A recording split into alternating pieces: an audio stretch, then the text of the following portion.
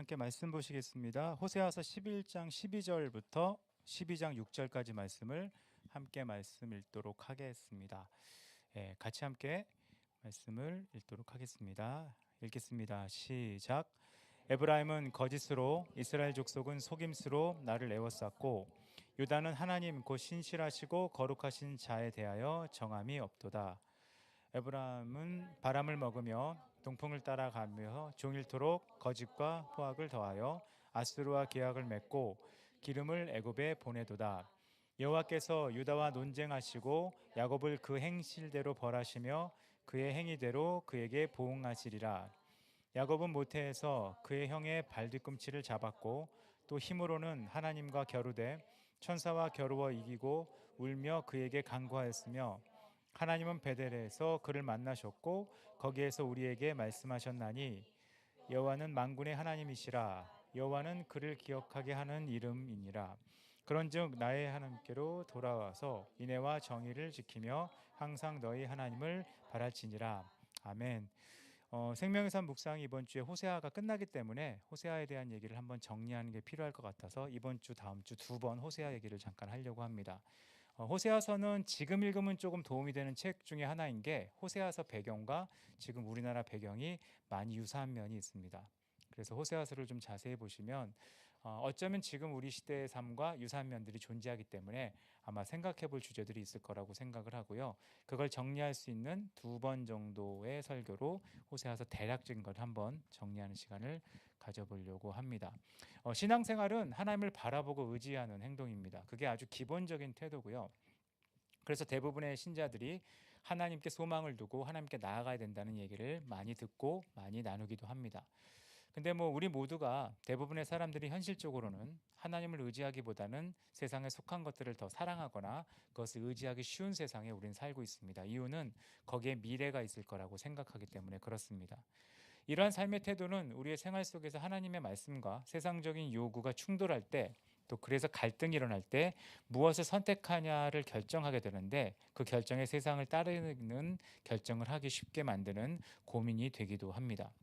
아마 우리 모두는 세상 속에서 한 사람의 그리스도인으로 살고 있지만 또 하나님의 은혜로 사는 경험도 있지만, 이 세상과의 우선권, 또 세상과의 이익과의 충돌에서 굉장히 많이 흔들리는 경험들이 모두에게 있을 거라고 생각을 합니다. 근데 이런 경험이 반복되면 교회는 세속화되고 또 기독교인 자체는 말씀에 대한 감각이 무뎌져 가게 되어서, 말씀에 대한 감각이 무뎌진다는 얘기는 말씀이 무슨 뜻인지를 못 알아듣는다는 말과 동시에 말씀을 한 방향으로만 해석하고 모든 것을 은혜로만 해석하려고 하는 이 무딘 감각이 나타나게 된다는 겁니다. 그래서 우리의 삶이 발전하려면, 또 신앙이 발전하려면 하나님께 가까이 가고 하나님과 교제하고 하나님을 바라보고 하나님을 의지하는 법을 배울 필요가 있고, 그런 것을 배울 때 우리가 하나님의 뜻을 잘 이해하고 하나님이 원하시는 삶을 살아갈 수 있게 된다는 것이 성경 전체의 메시지고, 특별히 호세아서의 메시지입니다. 우리가 이러한 삶을 살기 위해 힘써야 되는데, 왜냐하면 아까 말한 것과 반대죠. 여기에 미래가 있기 때문에 그렇습니다. 그러니까 세상에 속한 것들의 미래가 있기보다 실질적으로는 하나님께 속한 것들의 더 큰 미래가 있기 때문에 그렇다는 겁니다. 이 주제를 잘 다루고 있는 게 호세아서의 내용이고요. 이 호세아서의 내용의 핵심, 그냥 호세아서의 그냥 주제를 하나로 요약을 하면, 죄를 회개하고 하나님께 돌아오면, 그리고 하나님을 다시 바라보면 하나님은 은혜를 베푸신다는 것이 호세아서의 전체적인 주제입니다. 그럼 어떻게 은혜를 베푸실 것인가는 다음 주에 다루게 되고, 호세아서가 어떤 상황 가운데 있었기 때문에 호세아서 전체에는 되게 살벌한 얘기들이 가득 차 있고 징계와 또 벌에 대한 이해가 가득 차 있는지, 그 배경에 대한 얘기만 오늘 조금 설명해 드리고 싶습니다. 왜냐하면 본문을 그냥 읽으면 잘 이해를 못 하실 수 있는 것들이 있어서 배경 설명을 한번 해야 될 필요를 느껴서 배경을 설명해 드리려고 합니다. 호세아가 활동했던 시기를 좀 볼 필요가 있습니다. 호세아는 기원전 약 750년부터 720년, 22년 정도까지 사마리아, 그러니까 수도 사마리아가 아수르에 정복되기 전까지 북쪽 이스라엘을 중심으로 사역했던 선지자입니다. 그 호세아 선지자가 활동했던 때는 놀랍게도 북쪽 이스라엘이 크게 번성했을 때입니다. 여로보암 2세 때부터 이스라엘 마지막 왕 호세아, 여기 호세아랑 이름이 똑같아서 헷갈리는데 이 이스라엘의 마지막 왕의 이름도 호세아입니다. 그래서 여로보암 2세부터 호세아가 왕으로 있을 때까지 활동했는데 그때는 완전히 번성했던 시기였다는 겁니다. 이 번성한 시기에 이스라엘의 상황 속에서 이스라엘 백성들을 언약의 말씀에 비추어, 그러니까 경제나 정치적 측면에 비추어 팽망한 게 아니라 하나님의 말씀에 비추어서 책망하기도 하고 위로하기도 한 것이 호세아의 메시지입니다. 호세아 선지자가 활동했던 북쪽 이스라엘은 크게 번성하였음에도 불구하고 문제는 번성과 함께 오는 사회적인 문제가 꼭 있죠. 부패와 타락이 동반되어 있었습니다. 이게 역설적이에요. 항상 번성에는 이 타락과 부패가 있었던 것 같습니다. 그리고 호세아 선지자 바로 직전에 활동했던 사람이 아모스 선지자인데 이 아모스의 기록에 의하면 그들의 삶이 어떤지를 대략 추정할 수 있습니다. 아모스 6장을 보시면 이때 북이스라엘이 어떻게 살았는지에 대한 설명이 나와 있는데 그 상하상에서 식사를 했고 침상에서 기지개를 켰고 양이나 이 소를 먹을 때 어린 양이나 송아지만 먹었고 그리고 비파에 맞추어 노래를 부르고 대접으로 조그만 그릇이 아닌 큰 그릇으로 포도주를 먹었고 귀한 기름으로 온몸에 발랐다라는 표현이 나옵니다. 이것은 이들의 삶이 굉장히 높은 수준의 경제의 혜택을 누리고 있었고 못 사는 사람이 없을 정도로 부가 어마어마하게 축적된 시대에 살고 있었다는 겁니다. 지금 말로 바꾸면 아주 좋은 식탁에서 아주 좋은 침대에서 아주 고급스러운 음식을 그리고 좋은 화장품을 쓰고 좋은 문화생활을 원 없이 즐기는 시대에 그들은 살고 있었다는 겁니다. 근데 문제는 이들이 모든 것을 즐기고 누리고 혜택을 가지고 있던 세대임에도 불구하고 하나님을 섬기는 일에는 완전히 실패했다는 겁니다. 이들의 경제가 어땠는지 이것에 대한 성경의 관점은 별로 중요하지 않습니다. 문제는 이들이 하나님을 섬기는 일에 실패했고 성전에서 물론 놀라운 것은 이들이 경제적으로 풍요롭기 때문에 하나님께 드리는 번제와 화목제로는 굉장히 좋은 제물을 드렸습니다. 그렇겠죠. 경제적으로 풍족하니까 드리는 제물의 수준이 굉장히 좋았음에도 불구하고 그들은 제물과 정반대로 삶 자체가 심히 부패했습니다. 그래서 그들의 예배라고 하는 의식과 실제 살아가는 행위가 일치하지 못했기 때문에 아모스는 결국은 아모스서의 주제 같은 게 공법을 물같이 정의를 하수처럼 흘려야 된다는 이 신앙과 삶의 괴리감에 대한 경고로 아모스가 마무리되고 있는 것을 아마 읽은 분들은 아실 겁니다. 근데 이게 호세아서와도 비슷한 상황이라는 겁니다. 호세아 선지자가 활동을 하던 때는 굉장히 비슷했습니다. 근데 문제는 아모스 때보다 상황이 좀 안 좋은 것이 하나 있었는데 주변 나라들의 그 정세가 좀 흔들렸습니다. 그래서 이스라엘은 주변의 여러 나라들에 의해 침략을 받으면서 급속하게 약해져 가는 상황에 있었습니다. 그러니까 굉장히 호황을 누리다가 기울어져 가는 상황에 있었다는 겁니다. 이유가 주변 나라들의 여러 가지 압박이나 침략에 의해서. 어쩌면 지금 우리나라와 비슷하지 않습니까? 경제가 굉장히 활발하게 발전되고 폭발적으로 잘 되고 잘 나가다가 주변 나라들의 정세에 의해서 이전과 같지 않게 뭔가 급속도로 약해져 가는 경제가 좀 어려워져 가고 있는 상황들을 겪고 있는 그런 배경이 지금 우리나라의 상황과 굉장히 유사한 것처럼 보이는 상황이었다는 겁니다. 이때 호세아는 이런 시대를 같이 겪으면서 말씀을 전파합니다.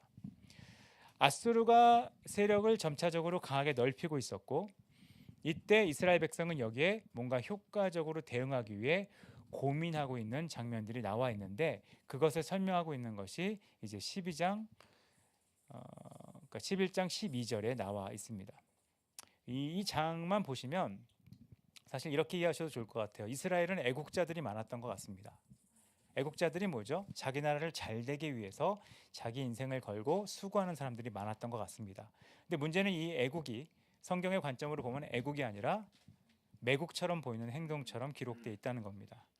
호세아서 11장 12절을 보면 에브라임은 거짓으로 이스라엘 족속은 괴울로 나를 에워쌌고 유다는 하나님 곧 신실하시고 거룩하신 자에 대하여 정함이 없도다. 정함을 잃어버렸다는 겁니다. 왜 정함을 잃어버렸냐? 어떤 것에 올바른 태도를 갖기보다 어떤 상황을 극복하는 것이 더 우선이었기 때문에 상황을 극복하는 가장 좋은 방법은 정하지 않고 유연하게 대처하는 건데 이스라엘 백성은 유연함을 선택했습니다. 이 유연함에 신앙마저도 유연하게 대처했기 때문에 이것을 하나님의 관점에서는 정함이 없다고 이야기를 하고 있습니다.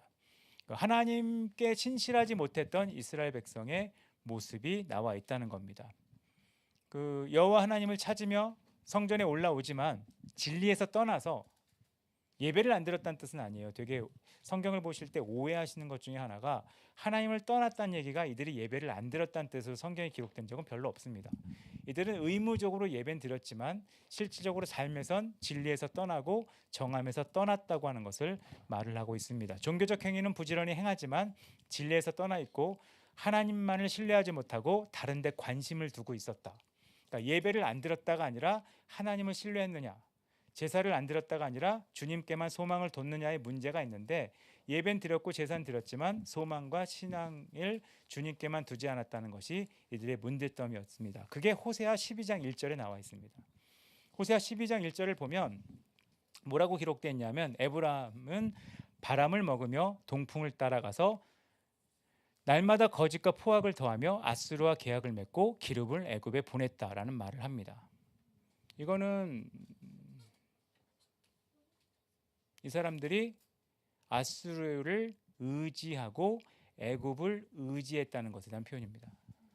실제로 하나님을 의지하고 하나님께 나아가야 됨에도 불구하고 그들은 제사를 드리고 예배를 드렸음에도 불구하고 제사와 예배를 드렸지 하나님을 의지하지 않았습니다. 이게 다음 주에 다뤄야 될 내용인데요. 그래서 하나님이 해결책으로 주시는 본문 내용이 야곱의 기도거든요. 이게 되게 역설적이에요. 뭐 어떻게 역설적이냐? 예배를 드렸고 제사는 드렸는데 기도하지 않았다는 거예요. 이 기도하지 않았다는 말의 핵심은 의지하지 않았다는 겁니다. 의지하지 않았다는 얘기는 이들이 실제로 의지한 것은 아수르와 애굽을 의지했다는 겁니다. 근데 이 아수르와 애굽을 의지한 것에 대한 것을 이제 바람이나 뭐 동풍 이런 것으로 표현하거든요. 이 바람이나 동풍이라는 말은 의미가 없다는 거예요. 헛된 것을 의지하면서 열심히 자기들을 회복하기 위해, 어디가 좀 어떻게 되면, 뭐 주변에 어떤 국가가 어떻게 되면, 또 주변 정세가 어떻게 바뀌면 우리가 살 것이라는 생각으로 그들은 끊임없이 고민했다는 겁니다. 이런 행동을 성경에서는 거짓과 폭력이라고 표현을 합니다. 이스라엘 백성은 거짓입니다. 그래서 이들은 자신들의 성공을 위해서 거짓을 말하고요. 그리고 자신들이 잘 되기 위해서 가난한 자들이 갖고 있는 신발까지도 빼앗았다는 표현들이 나오는 것은 이들이 자기가 잘 되기 위해 또 애굽과 또 조약을 맺어 조공으로 기름을 바치면서 나라를 안정되게 하기 위해, 북쪽의 아수르와 조약을 맺으면서 나라를 잘 되게 하기 위해, 나라가 잘 되게 하기 위해 실제적으로 공의를 무시하고 올바른 것을 무시하는 행동을 했다는 것을 이 본문에서는 설명하고 있습니다. 이것은 여기서만 나오는 말씀이 아니라 호세아 앞쪽에 이미 나오고 있습니다. 호세아 5장 13절을 보면 에브라임이 자기 병을 깨달으며 유다가 자기의 상처를 깨닫고 에브라임은 아수르로 가서 아랍 왕에게 사람을 보내었으나 저가 능히 저희를 고치지 못하였고 너희 상처를 낫게 하지 못하리라. 이게 헛되다는 말씀이 나와 있거든요. 호세아를 통해 바라보는 하나님의 관점은 이들이 수고하고 노력하는 것이 헛되다는 겁니다. 방향이 잘못되어 있다는 거예요. 제가 이 방향이 잘못되어 있다는 것에 대해서 원래 무슨 책을 읽고 약간 이렇게 생각이 있으면 이렇게 말을 하게 되는데, 제가 주중에 다는 못 봤는데 되게 재밌게 읽은 책 중에 하나가 불안세대라는 책을 읽었거든요. 불안세대가 주는 되게 재밌는 이 시각이 있어요. 전 그 시각이 너무 크게 와닿아서 머리에 계속 맴도는데, 불안세대라는 책에서 주는 시각 중에 하나가 이거예요. 그 놀이터에서 아이들이 놀면 다치죠. 또 옛날 놀이터는 제가 어렸을 때 놀던 놀이터만 해도 그냥 올라가서 안전장치 없이 높은 데 올라가서 끝까지 올라가면 그 동네 왕이 되는 거였어요. 그럼 못 올라온 애들은 떨어져서 팔이 부러졌죠. 그런 시대였거든요. 근데 어느 시대 보니까 이 안전에 대한 위험성을 느끼면서 사람들이 그 놀이터를 못 놀게 한 거죠. 그게 지금 시대고, 지금 시대 부모님들은 아이들이 다칠 것에 대해서 진짜 전전긍긍을 합니다. 왜죠? 위험하니까. 그래서 놀이터에 못 놀게 했는데, 문제는 놀이터보다 더 위험한 인터넷을 자유롭게 쓰도록 열어놨다. 이제 거기서 주는 사이트 중에 하나죠. 근데 놀이터에서 노는 거나 친구들하고 놀이는 장점이 있대요. 친구들과 놀면서 규칙을 배우고, 규칙을 어길 시에는 같이 안 놀아주므로 규칙을 어길 시에 사회에서 어떤 징계를 받는지를 온몸으로 배우고, 놀이터에서 뛰어놀면서 내 몸의 한계를 경험하고, 내가 해도 되는 거 안 해도 되는 거를 집단에서 배우는데, 이 웹상에서는 그걸 배울 기회가 없다고 합니다. 그러니까 결국은 뭐냐? 더 나은 결정을 하기 위해, 아이들을 보호하기 위해 몸을 다치지 않게 했지만 실질적으로는 마음과 생각을 다치게 만들었다. 이게 불안 세대의 하나의 관점이거든요. 그거와 되게 유사한 것 같아요. 뭔가 나라를 위해서, 국가를 위해서, 내 민족을 위해서 더 나은 결정을 하고 행동을 했던 것들이 하나님 관점으로 보면 결국 아무런 이익이 없는, 그래서 뭐가 나아졌느냐, 뭐가 개선됐느냐, 뭐가 발전됐느냐라고 말할 수 있는 헛된 것이 가득 차게 되었다는 겁니다. 호세아서 7장 11절은 에브라임은 어리석은 비둘기같이 지혜가 없어서 애굽을 향하여 부르짖으며 아수르로 간다라고 말을 합니다. 예, 지혜 없는 비둘기 같다는 거예요. 예, 비둘기가 이제 연락. 이 당시에 비둘기에 대한 표현은 비둘기를 언제 사용하죠? 연락을 보낼 때 사용하는 거예요. 근데 어리석은 비둘기라는 건 뭐예요? 가라고 한 데를 가지 않고 딴 곳을 갔다는 거예요. 그러니까 이 비둘기가 원래 날아가서 도움을 요청해야 될 곳은 하나님인데 어리석인 비둘기니까 날아가라고 했더니 애굽으로 날아가고 날아가라고 했더니 아수르로 날아가서 도울 수 없는 것에 도움을 요청했다. 이것이 이 본문의 설명입니다. 이스라엘이 약해지고 있는데 이스라엘의 국력이 약해지고 어려움이 있는 것을 깨달았어요. 이스라엘 백성들은.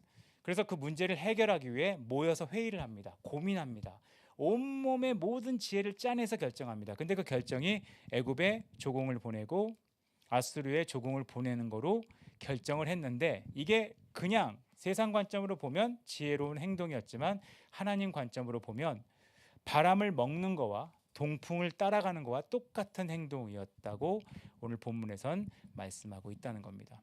이런 행동은 지금 우리나라 사람들 혹은 기독교인도 더 많이 하는 행동과 같다고 생각을 합니다. 예배를 드리고 하나님께 나아갑니다. 이게 제가 공개적으로 말할 수 있는 얘기인지 잘 모르겠어요. 다다음 주에 10월 27일 날 한국 기독교는 모여서 예배드리겠다는 선언을 해놓은 상태입니다. 차별금지법을 막고 동성애를 막고 또 기독교에 다시 힘을 모으고 이걸 하기 위해 교단 총회에서 예배 참석을 요청하고 함께 모여가지고 큰 예배를 드리자고 얘기된 상태입니다. 저희가 속한 교단도 거기 참여를 적극적으로 하기로 했고 합동이나 통합 같은 교단도 그 모임에 참석하기로 결정한 상태라고 생각을 합니다. 주님의 이름을 부르며 열심히 모이자라는 말을 하는 시대인 건 맞는 것 같습니다. 근데 더 큰 문제는 뭐냐? 실제 행실의 거짓과 속임의 문제가 있는 겁니다. 이거는 문제예요. 실제 삶에서 나는 동풍을 쫓아가느냐 바람을 먹느냐 그런 삶을 산다면 그날 하루 모이는 게 무슨 영향이 있냐, 그날 100만 명이 모였다 무슨 영향이 있겠냐, 그날 1000만 명이 모였다 무슨 영향이 있겠냐, 그런 생각을 요즘 해보게 됩니다. 하나님을 믿는 사람으로서 반드시 나타나야 될 모습이 있는데 그건 나타나지 않은 채로, 그러니까 바르고 정직하게 사는 삶보다 더 많이 나타나는 게 거짓과 폭력, 잘못된 의지, 잘못된 소망, 잘못된 가치관이 가득 차 있는 삶에 산다면 실제로 무엇을 해도 사실 제일 무서운 게 그거거든요. 부끄러움을 느끼지 못하는 거. 전 사람에게 하나님이 주신 안전장치 중에 하나라고 생각하는 게, 물론 이게 상담하는 분들은 다른 얘기를 할 수 있어요. 근데 장치 중에 하나가 수치심이라고 생각하거든요. 왜냐하면 수치심이 없다면 애기들은 수치심이 적잖아요. 그러니까 옷을 안 입고 있다고요. 근데 여러분 나이는 수치심이 있기 때문에 옷을 입고 있습니다. 그러다가 정신적으로 문제가 생기면 수치심을 잃어버리면 아무 데서나 옷을 벗거나 옷을 챙기지 못하는 일이 생깁니다. 뭔가 수치심은 자신을 보호할 수 있는 하나의 수단 중에 하나라고 생각을 합니다. 근데 기독교 안에 하나님의 뜻을 행하지 않음에도 불구하고 부끄러움을 느끼지는 못하고 이 부끄러움이 없이 뭔가 안 되는 것에 대한 두려움, 잘 되지 못하는 것에 대한 실패감만 가득하고 있다면, 기독교인의 삶에 내 안에 안 되고 있는 일에 대한 실패감만 가득하고 내가 올바로 살지 못하는 것에 대한 부끄러움이 없다면 사실 성경에서 말하는 바람을 먹고 동풍을 따라가는 거와 같은 삶을 사는 것에 불과하다는 것을 호세아서는 끊임없이 우리에게 경고하는 겁니다. 그래서 계속 경고하는 거예요. 갚을 거다 하나님이 그대로. 전제가 있다는 말씀이라는 겁니다. 한번 생각해 보실 주제라고 생각을 합니다. 지금 우리나라는 비슷하거든요.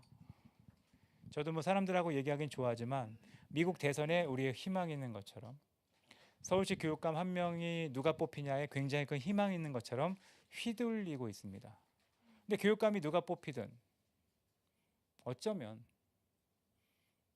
그거는 거꾸로 말하는 거랑 똑같거든요. 한국 청소년의 모든 교육의 문제가 교육감 하나 때문에 이렇게 됐다고 얘기하고, 한국 모든 정세가 미국 대통령 하나 때문에 이렇게 됐다고 얘기하는 거고, 한국의 모든 문제가 대통령이나 정치권 때문이라고 넘겨버리는 행동밖에 되지 않거든요.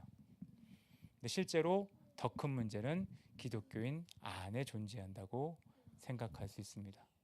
이럴 때 우리가 호세아서를 통해 배울 수 있는 것은 우리를 다시 지켜보는 거죠. 호세아서는 지금 우리와 되게 유사해요. 경제가 발전하다가 위기에 있어서 이 위기를 해소하기 위해 뭔가를 해야 되는 시기. 이때 뭐를 의지할 거냐. 저는 혼자 바람이 뭐 해운대에서도 되게 많이 모였었어요.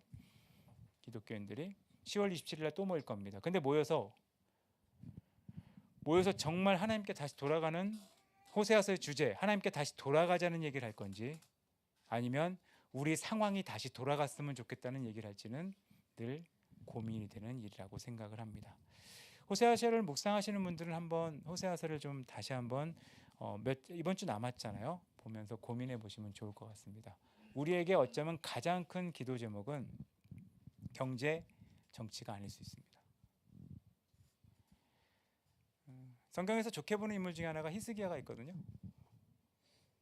히스기야를 객관적으로 보면 고집 피우면서 경제는 다 말아먹은 왕입니다. 왜 말아먹었죠? 하나님의 뜻만 따르다가.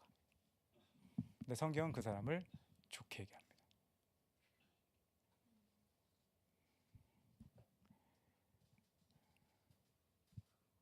어떤 관점으로 볼 것이냐? 어떤 관점으로 볼 것이냐? 그거를 호세아서는 우리 가운데 말씀하고 있는데, 뭐 좀 더 확대하면 그랑 비슷하죠. 그 일제 강점기를 어떻게 해석하느냐? 우리가 나라를 뺏긴 거로 해석할 거냐? 일본 덕에 우리나라가 여기까지 왔다고 해석할 거냐? 그랑 똑같은 거 아니겠어요? 우리에게 있는 모든 경제나 상황들을 하나님 앞에 간구하는 시간보다 어쩌면 호세아서는 우리 가운데 요청하는 게 돌아와야 된다. 가장 중요한 미래는 돌아오는 거라고 말씀하고 있다는 걸 기억하고 이번 주에 묵상하시는 분들은 호세아서를 마무리하시면 좋을 것 같습니다. 다음 주에는 이 호세아서에서 말하고 있는 그 소망, 이스라엘 백성의 소망이 무엇인가 그거를 나누는 것으로 다음 주에 설교하고 호세아서를 정리하려고 합니다. 같이 좀 기도할까요? 이 시간에 인정하는 기도만 한번 하면 좋을 것 같아요. 우리의 소망은 하나님이시죠. 하나님이십니다. 뭐 누구 하나 뽑히면, 누구 하나 세워지면, 뭐 하나가 잘 풀리면 우린 소망이 있다고 생각하지만 소망은 없습니다. 그리고 인간이 생각하는 소망은 항상 무너지게 돼 있습니다. 무너지게 돼 있어요. 이게 참 슬프거든요. 인간이 가장 지혜롭게 낸 솔루션 자체가 결국 인간의 삶을 더 낫게 하기보다는 더 어렵게 하는 것을 우린 더 많이 봤는데, 실제 소망이 하나님밖에 없다는 것을 호세아서는 우리 가운데 말씀하고 있죠. 이 시간에 짧게 한번 기도하면 좋을 것 같아요. 하나님, 우리가 이 땅 가운데 살아갈 동안 우리의 소망을 주님께 다시 두고 싶습니다. 그러고 싶지 않은 거예요. 내 인생이 어땠냐고 하나님이 물어봤을 때 저는 바람을 먹고 동풍을 따라가는, 정말 허망한 삶 아닙니까? 배부르게 먹었다. 기껏 먹은 게 바람을 먹은 거예요. 그리고 바람을 먹고 바람만 따라가서 무슨 일이 있겠습니까? 올바른 삶, 하나님이 원하시는 삶이 중요한데 내가 하나님께로 돌아가는 삶을, 매일매일 하나님께로 돌아가는 삶을 살 수 있도록, 예배드리고 제사하는 형식 말고 실제로 하나님의 뜻대로 살아가는 삶을 살 수 있게 은혜 달라고 이 시간에 잠깐 기도하는 시간 갖도록 하겠습니다. 같이 기도하겠습니다.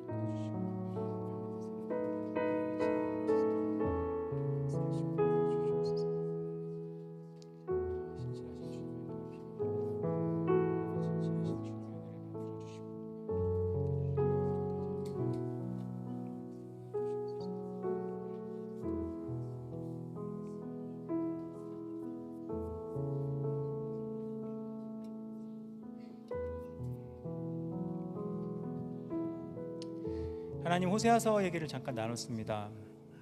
호세아서의 상황이 지금 우리 상황하고 굉장히 유사한 것 같습니다. 우리 주변에 아수르와 애굽 같은 미국, 일본, 중국 같은 나라들이 있고, 우리도 한때 굉장히 잘 살다가 경제적으로 어렵다고 말하는 그런 위기의 상황이 있고, 기독교 자체도 부흥을 경험하다가 예배는 드리고 또 많은 모임은 있지만 예배와 삶이 그렇게 일치되지 않는, 옛날 같지 않다, 그렇게 하나님의 뜻대로 살아가야 되는 것에 대해서 거절할 수 있는 수많은 이론들을 얘기하고 설득하는 그런 시대에 우리가 살고 있는 것을 보게 됩니다. 그때 하나님이 우리에게 주시는 메시지는 다시 돌아오라, 다시 하나님께 돌아오라고 말씀하고 있고, 우리의 하나님께 기도는 우리를 옛날처럼 다시 살게 해달라고 하는 기도로 충돌이 일어나는 그런 시대에 우리가 살고 있는 것을 정직하게 고백합니다. 하나님 우리에게 선택할 수 있는 순간이 온다면 우리는 하나님께 돌아가는 걸 선택할 수 있는 믿음을 허락하여 주시옵소서. 그래서 세상 사람들과 똑같이 바람을 먹으며 동풍을 따라가는 어리석은 삶을 살기보다 하나님을 따라가는 삶이 무엇인지를 보여줄 수 있는 믿음이 우리 안에 있도록 역사하여 주시옵소서. 우리를 그렇게 인도하시는 주님을 기대하고 우리를 제발 그렇게 인도하시길 소망하며 예수님의 이름으로 기도드렸습니다. 아멘. 두 손 들고 찬양합니다. 다시 오실 왕 여호와께 오직 주만이 나를 다스리네. 한번 두 손 들고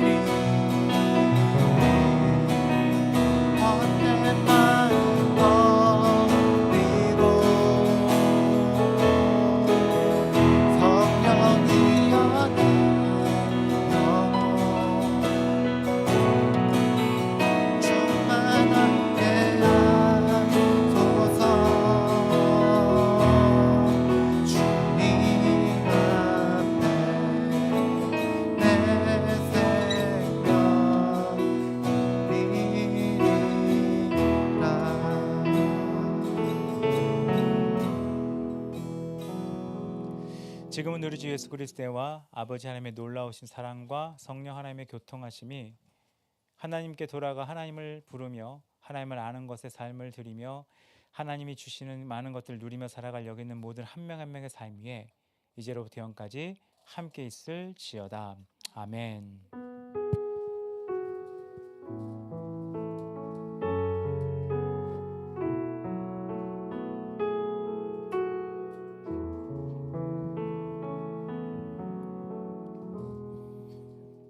간단하게 광고 몇 개 드리겠습니다. 11월 셋째 주가 추수감사 주일